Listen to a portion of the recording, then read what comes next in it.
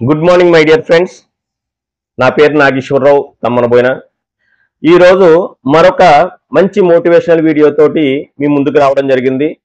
మధ్యతరగతి కుటుంబంలో పుట్టి చిన్నప్పటి నుంచి మంచిగా చదువుకుని చదువుతో పాటు ఆటల్లో కూడా రాణిస్తూ చదువు ఒక్కటే కాదు స్పోర్ట్స్ కూడా ఉన్నట్టయితే గనక మంచి ఉద్యోగం సాధించి తన కుటుంబానికి అండగా ఉంటూ తన భవిష్యత్తుని తనకు అనుకున్న విధంగా తీర్చిదిద్దుకోవాలి అనుకున్నటువంటి ఒక మహిళామూర్తి తన జీవిత ప్రయాణంలో తను ఎదుర్కొన్నటువంటి ఒడిదుడుకులు అంతా ఇంత కాదు.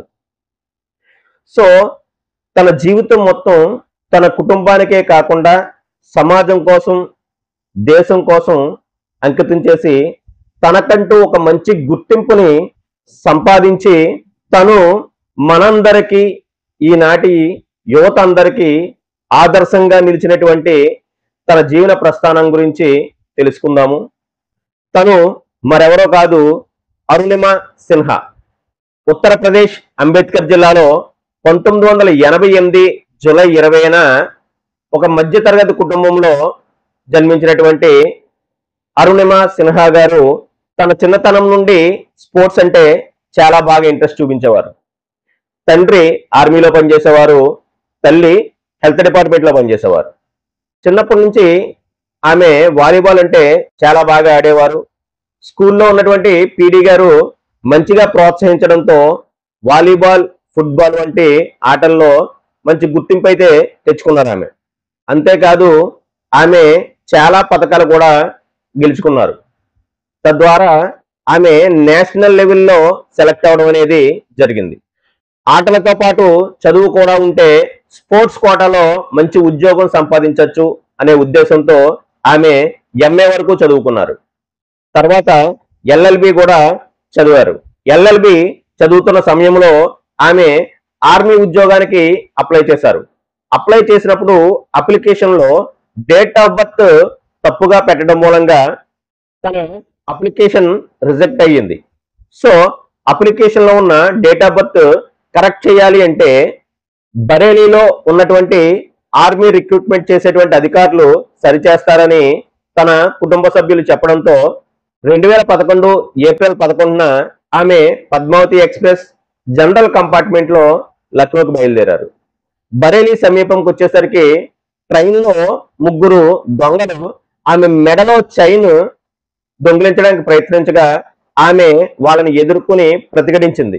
సో ఆ ప్రతిఘటనలో ముగ్గురు దొంగలు ఆమెను ట్రైన్లోంచి బయటికి నెట్టేయడం జరిగింది. నెట్టేసిన వెంటనే ఆమె పక్క ట్రాక్ మీద పడిపోవడం జరిగింది. ఆమె షాక్ నుంచి తేరుకుని ఆ ట్రాక్ మీద వేరే ట్రైన్ వస్తుందని గమనించి పక్కకు తప్పుకునే లోపు ఆమె కుడికాలు మీద నుండి ఆ ట్రైన్ దూసుకెళ్లిపోవడం జరిగింది. ప్రమాదం జరిగిన వెంటనే ఆమె స్పృహ తప్పి పడిపోవడం, ఆ ట్రాక్ పక్కనే అలా ఉండడం, తర్వాత ఆ రాత్రి అంతా కూడా ఎవరూ గమనించలేదు. సో ఆ రాత్రి మొత్తం ప్రయాణించేటువంటి ట్రైన్స్ అన్ని కూడా ఆమె పక్క నుండే దూసుకు వెళ్ళడం అనేది జరిగింది.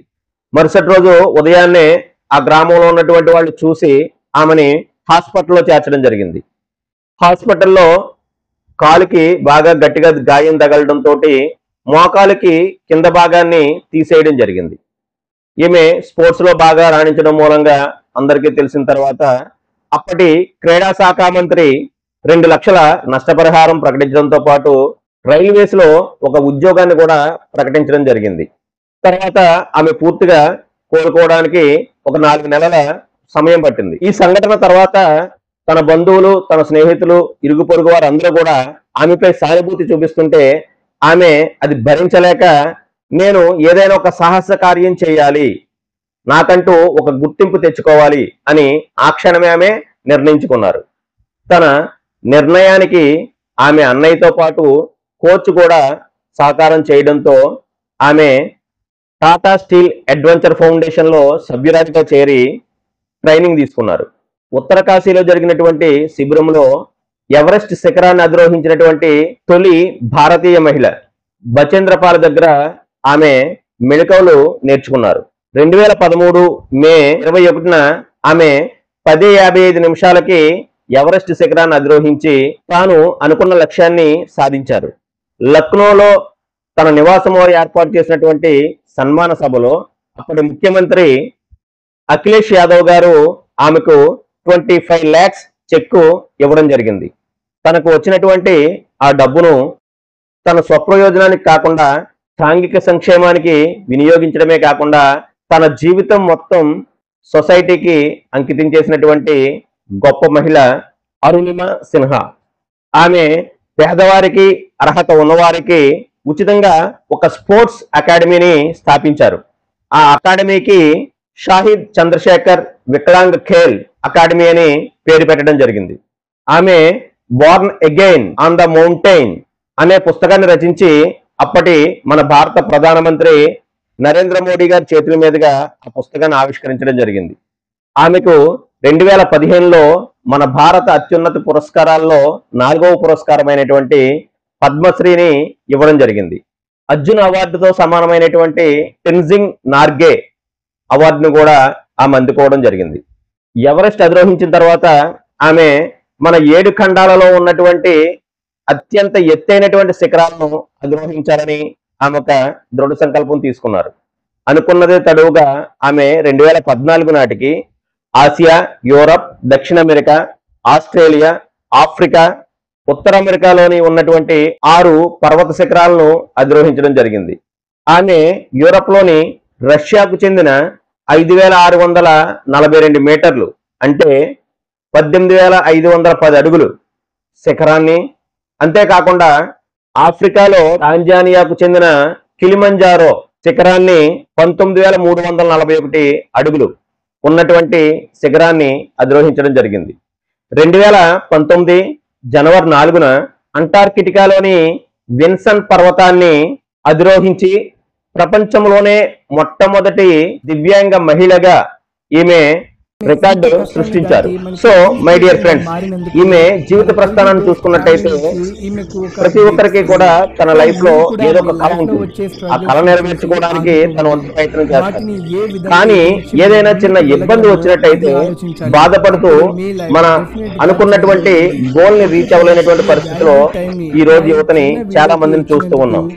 కానీ ఈమె జీవిత ప్రస్థానం మనకు ఈనాటి యువతందరికీ కూడా ఆదర్శంగా ఉండాలని మనస్ఫూర్తిగా కోరుకుంటూ, ఎవరైనా తాము అనుకున్నటువంటి లక్ష్యాలు సాధించలేము అనేటువంటి పరిస్థితి అనిపించినట్టయితే వాళ్ళు పడినటువంటి కష్టాలతో కంపేర్ చేస్తే మనం ఈ రోజు ఫేస్ చేస్తున్నటువంటి కష్టాలు అనేవి అసలు కష్టాలే కాదు. సో మై డియర్ ఫ్రెండ్స్, దేశం మొత్తానికి ఆదర్శంగా నిలిచినటువంటి ఈమె విజయాలు మనకి కూడా ఒక స్ఫూర్తిని కలిగిస్తాయని ఆశిస్తూ థ్యాంక్ యూ వెరీ మచ్. జై హింద్.